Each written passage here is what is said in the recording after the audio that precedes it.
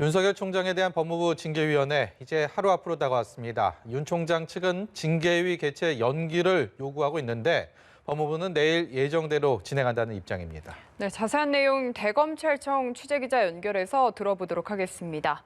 네, 강은나래 기자, 윤 총장 측의 주장은 무엇인가요?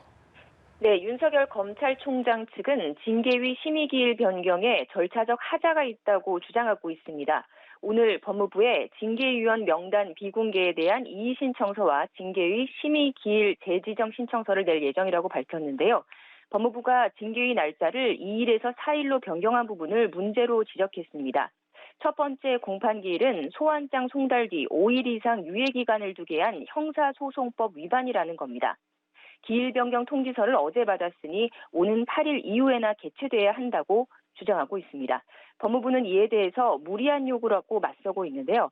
법무부 관계자는 지난달 24일 징계 청구서 부본을 송달했다며 더구나 당사자 요청으로 기일을 변경한 것이라고 강조했습니다. 또 오늘 이용구 신임 법무부 차관이 임기를 시작해 징계위 당연직 위원 자리도 채워진 만큼 내일 징계위를 예정대로 진행한다는 계획입니다. 네, 윤 총장 직무 복귀 하루 만인 어제 월성원전 관련 영장 청구를 승인했고요. 또 그동안 침묵해왔던 추미애 장관도 오늘 입장을 밝혔죠. 네, 그렇습니다. 윤 총장은 어제 대전지검이 수사하는 월성 1호기 경제성 평가 조작 의혹 사건과 관련해서 산업부 공무원들에 대한 영장 청구를 승인했습니다. 지난달 중순 대전지검이 구속영장 청구 의견을 보고했으나 윤 총장이 직무 배제되면서 관련 내용은 일주일째 검토되지 못했는데요. 이에 윤 총장은 직무에 복귀하자마자 보강된 보고 내용을 검토하고 영장 청구를 승인한 겁니다.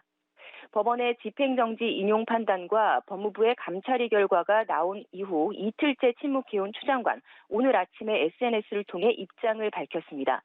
검찰개혁의 소임을 접을 수 없다면서 사퇴서를 일축했는데 고 노무현 전 대통령의 영정사진을 함께 올렸습니다. 추 장관은 전직 대통령도, 전직 총리도, 전직 장관도 가혹한 수사 활극에 희생됐다며 살떨리는 무서움과 공포를 느끼지만 혁파해서 인권을 수호하는 검찰로 돌려놓겠다고 강조했습니다.